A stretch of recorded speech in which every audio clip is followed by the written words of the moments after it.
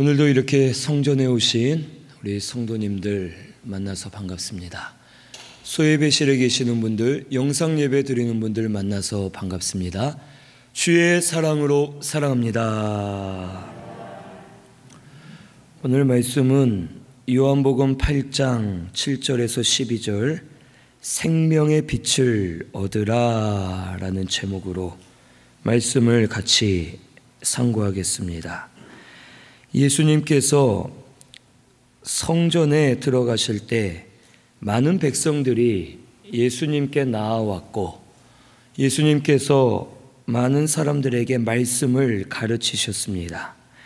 그런데 그때 서기관들과 바리새인들이 가늠하다 붙잡힌 여인을 끌고 와서 예수님 앞에 물어봅니다. 모세의 율법에는 이런 여자를 돌로 쳐서 죽이라 했는데 선생님은 과연 어떻게 하시겠습니까? 라고 물어봅니다. 이것은 레위기 20장 10절에서 21절에 갖가지 간음죄에 대해 말씀해 주셨고 이 간음죄를 지은 자는 죽이라고 말씀해 주셨습니다. 그리고 신명기 22장 22절에서 24절에도 간음하다 붙잡히면 돌로 쳐서 죽이라 라고 명령하셨습니다. 그래서 이 율법을 가지고 이 서기관들과 바리새인들이 예수님을 시험하고 고발할 조건을 얻기 위해 예수님께 질문을 하였습니다. 만약 이때 예수님께서 율법대로 저 여인을 죽여라 라고 하면 예수님을 잔인하고 사랑 없는 사람으로 취급해버리고 또한 그 당시에는 로마 정권 외에는 다른 민족 사람들이 법을 집행할 수 없는 로마의 법이 있기 때문에 만약 예수님이 여인을 죽이라 했을 때 예수님이 이 여인에 대해 사형을 집행하라 한 것이 되기 때문에 로마의 법을 어기는 것이 됩니다. 그리고 또한 반대로는 이 여인을 죽이지 말라라고 하면 하나님의 율법을 어기는 자가 되어서 이단자로 정죄하고 예수님을 모함하기 위해서 이러한 질문을 하였습니다. 빠져나갈 수 없는 올무를 놓고서 예수님에게 물어볼 때 예수님께서는 아무 대답도 하지 않으셨습니다. 그리고 몸을 굽혀 손가락으로 땅에 글을 쓰셨습니다. 아마도 이 글이 무슨 글인지는 우리가 정확히 알 수는 없지만 이 바리새인들이 율법으로 공격을 해왔기 때문에 예수님께서도 율법에 대한 말씀을 땅에다 쓰시면서 저들에게 가르쳐 주신 것 같습니다. 율법의 근본 정신은 사랑입니다. 사랑에 대해서 저들에게 알려주십니다. 우리 누가복음 10장 25절에서 28절 찾아보겠습니다. 누가복음 10장 25절에서 28절입니다.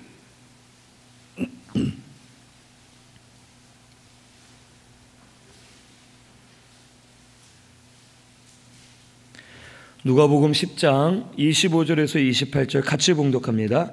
어떤 율법 교사가 일어나 예수를 시험하여 이르되 선생님 내가 무엇을 하여야 영생을 얻으리이까? 예수께서 이르시되 율법에 무엇이라 기록되었으며 내가 어떻게 읽느냐? 대답하여 이르되 내 마음을 다하며 목숨을 다하며 힘을 다하며 뜻을 다하여 주 너의 하나님을 사랑하고 또한 내 이웃을 내 자신같이 사랑하라 하였나이다. 예수께서 이르시되 내 대답이 옳도다. 이를 행하라. 그러면 살리라 하시니. 아멘.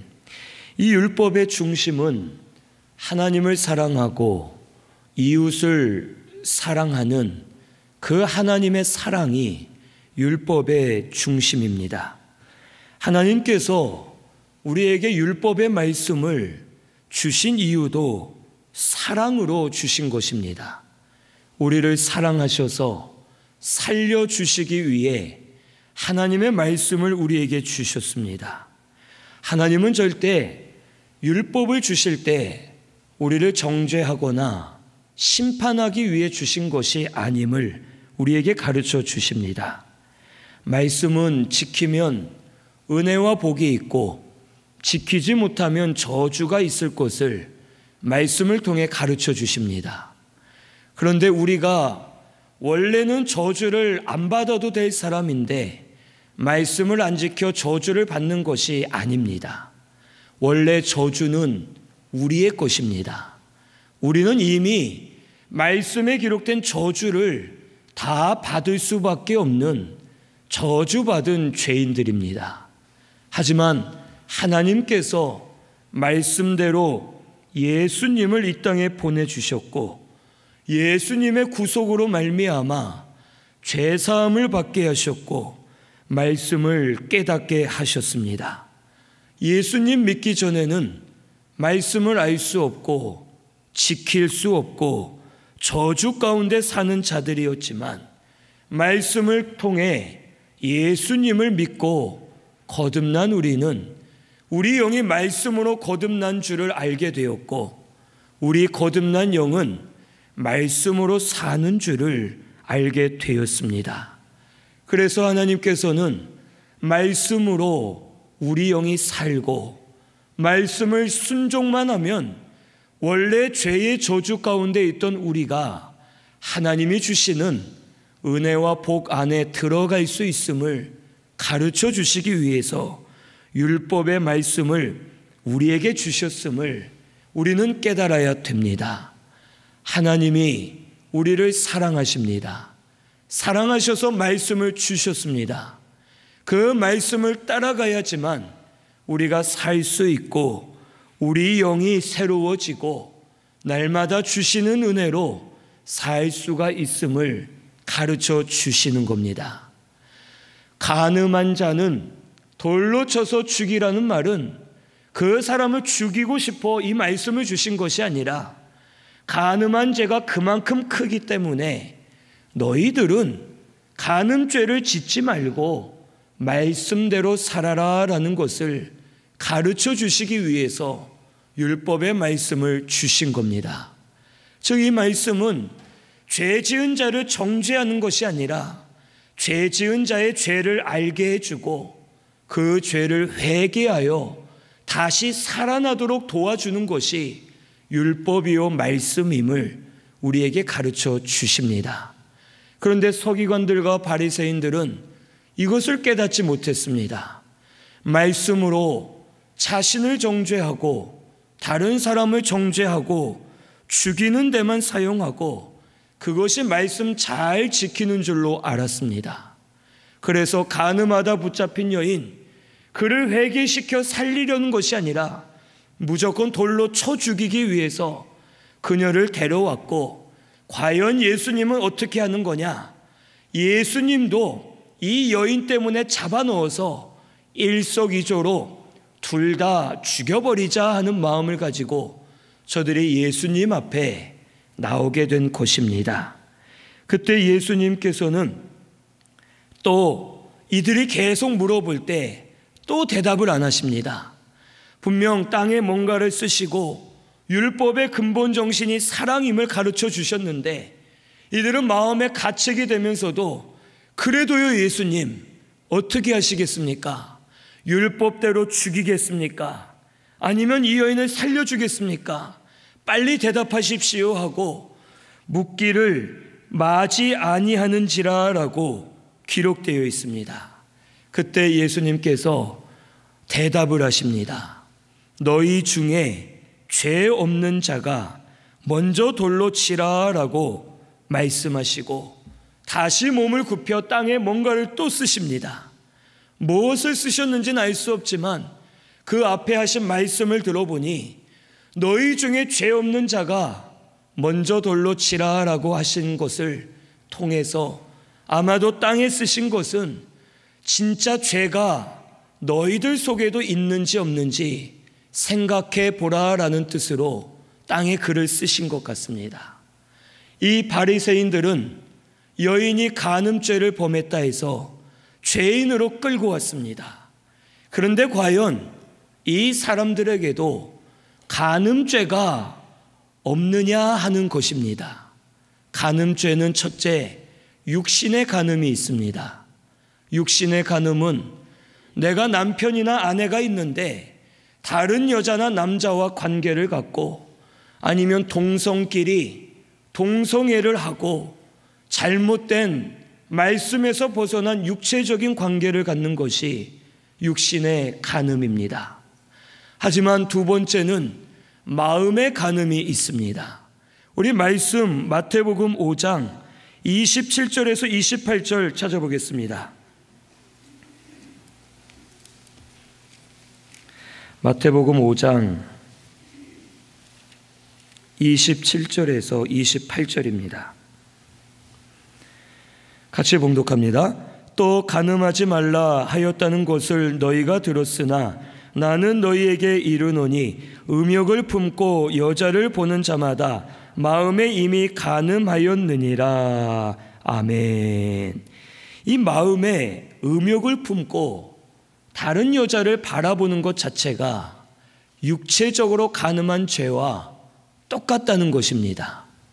마음으로, 생각으로 음욕을 품고 가진 것이 하나님 앞에는 간음죄가 됩니다. 또 세 번째로는 영적 간음이 있습니다. 이 영적 간음은 하나님에게서 멀어진 것, 세상을 사랑한 것, 이게 간음죄가 되어 하나님 앞에 죽을 죄가 될 수밖에 없습니다. 이것을 볼 때 돌을 들고 이 여인을 죽이려고 서 있던 사람들이 예수님의 먼저 말씀에 너희 중에 죄 없는 자가 먼저 돌로 쳐라. 나 죄 없는데 이게 무슨 말인가? 그런데 예수님께서 땅에 쓰시는데 마음의 음욕만 품어도 간음죄다. 하나님에게서 마음이 멀어진 자 영적인 간음이다. 이러한 글들을 쓰실 때에 이 중에 해당되지 않는 사람이 아무도 없었습니다. 그래서 이 사람들이 자기 속에 간음죄가 있음을 깨닫고 돌을 하나 둘씩 내려놓고 양심의 가책을 받아 그 자리에서 다 떠나게 되었습니다.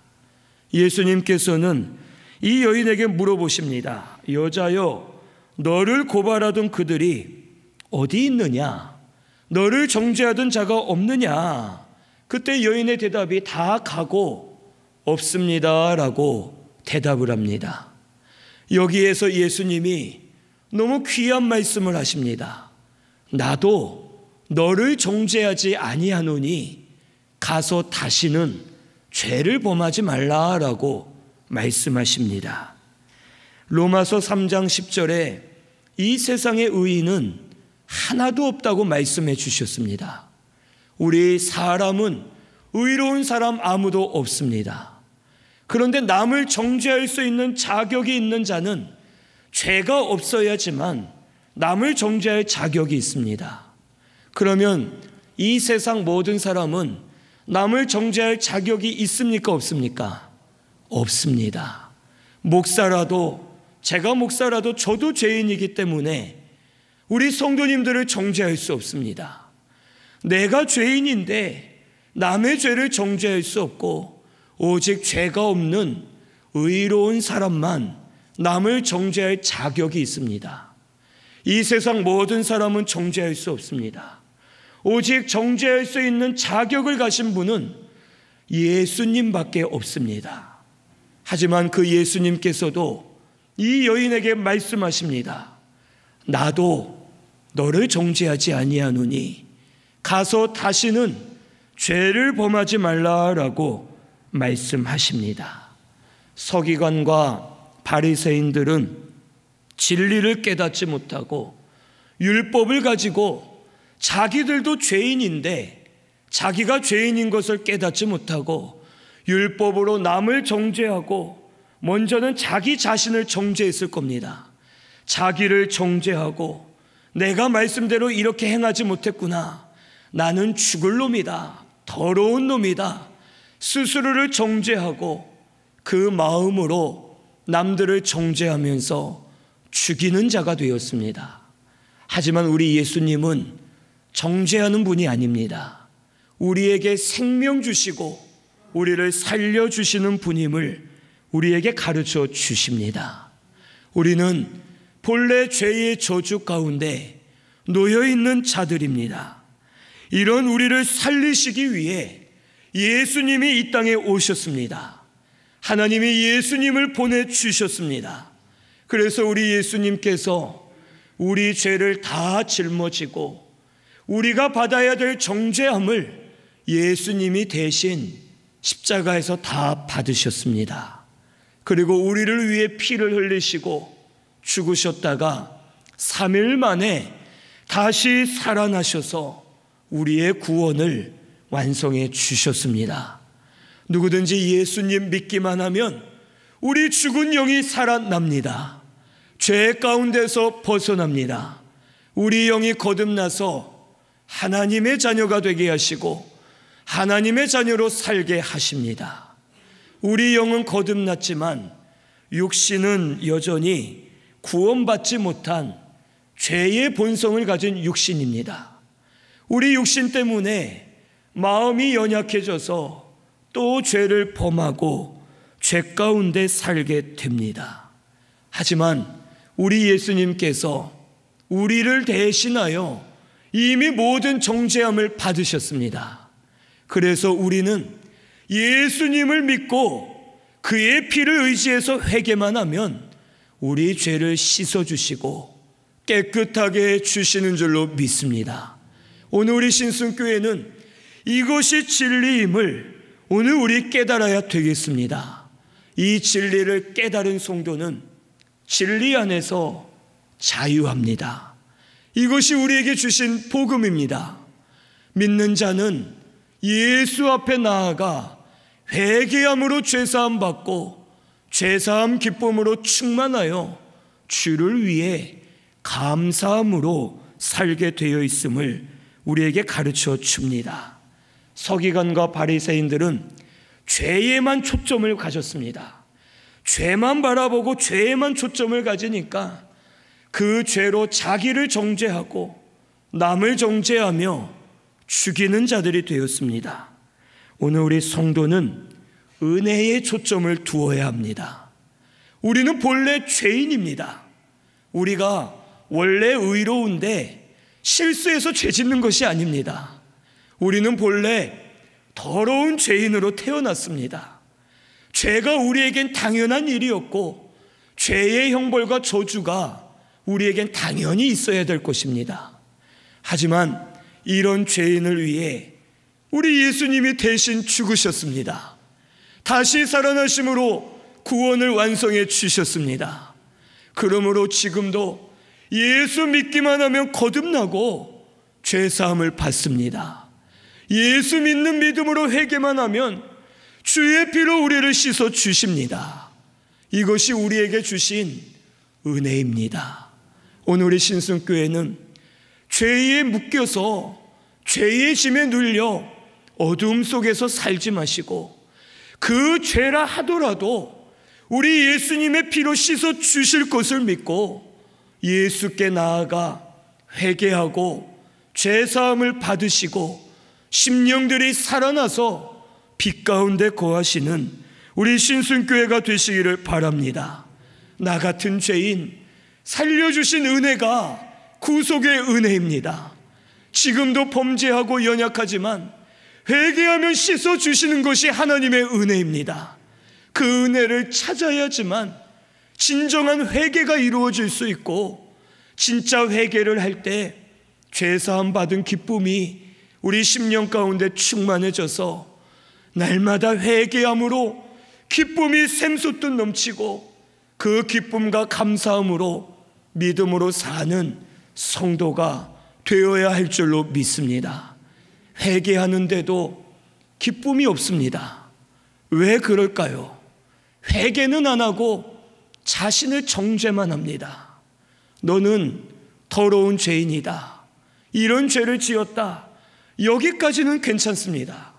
그러면 내가 이러한 죄를 지었으면 하나님, 예수님의 피로 씻어주세요, 용서해 주십시오 하고 회개해야 되는데 회개는 제대로 하지 못하고 너는 그러니까 안 돼, 나가 죽어라, 그만해라, 포기해라, 너는 쓸모없는 자다, 자기 자신을 정죄하고 또한 죄를 짓는 사람을 보며 그 사람을 정죄하고 정죄만 하면서 스스로 어둠 가운데 살고 죄의 짐에 매여서 묶여 사는 성도들이 오늘날 많이 있음을 오늘 우리는 깨달아야 됩니다.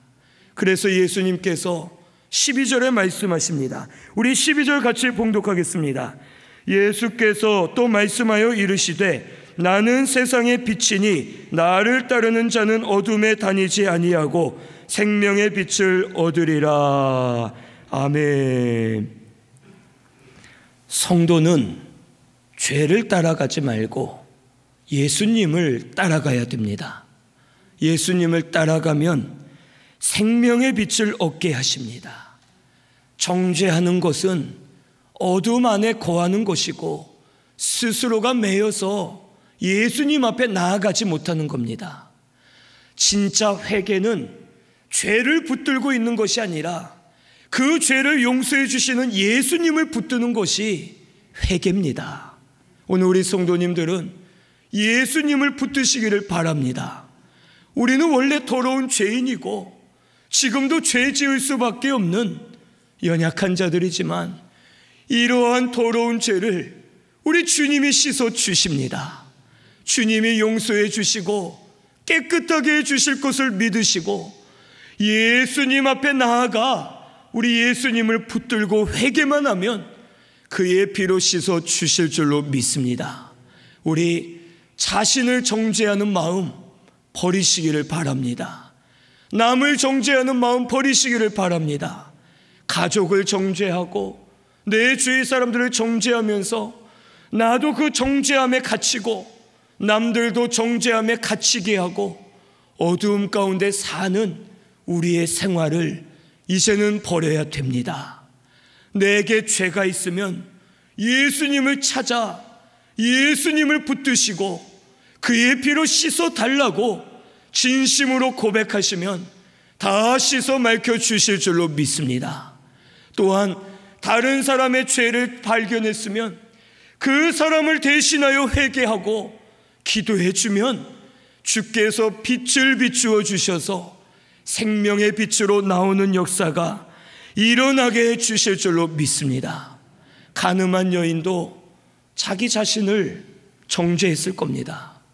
이 여인이 오랫동안 간음을 했을 것이고 붙잡히기 전까지도 간음을 행하면서 이러면 안 되는데 또 하고, 나는 정말 형편없는 사람이다 또 하고, 나는 정말 더럽다 또 하고, 자기를 막 정죄하고, 이 여인도 다른 사람의 죄를 볼 때 저 사람도 나처럼 더럽구나 정죄했을 겁니다.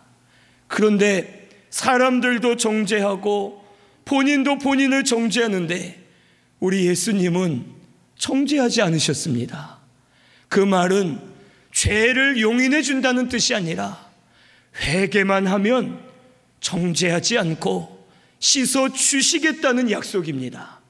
깨끗게 해주셔서 살아나게 하시고 다시는 죄를 범하지 않도록 힘쓸 때에 힘 주시고 은혜 주시고 그 길을 인도해 주시는 우리 예수님이신 줄을 믿으시기를 바랍니다. 우리 신순교회는 우리 빛 되신 예수님을 붙드시기를 바랍니다. 예수님의 구속의 은혜를 깨달으셔서 그 은혜를 감사하며 나아가 죄를 발견하여 회개하고 그의 피로 씻음 받으시고 죄사함 받은 기쁨으로 충만하여 날마다 생명의 빛을 얻으시는 우리 신순교회 성도님들 되시기를 바랍니다. 빛이 들어가게 해주실 줄로 믿습니다. 우리 한 분에게 빛이 들어가면 가정의 빛이 들어가게 하시고 기관들이 빛으로 충만하게 하시고 교회가 빛으로 충만한 역사가 일어나게 해주실 줄로 믿습니다. 오늘 우리 예수님을 붙드시고 생명의 빛을 얻으시는 우리 신순교회 성도님들 되시기를 바랍니다. 우리 말씀 생각하면서 통성으로 같이 기도드리겠습니다.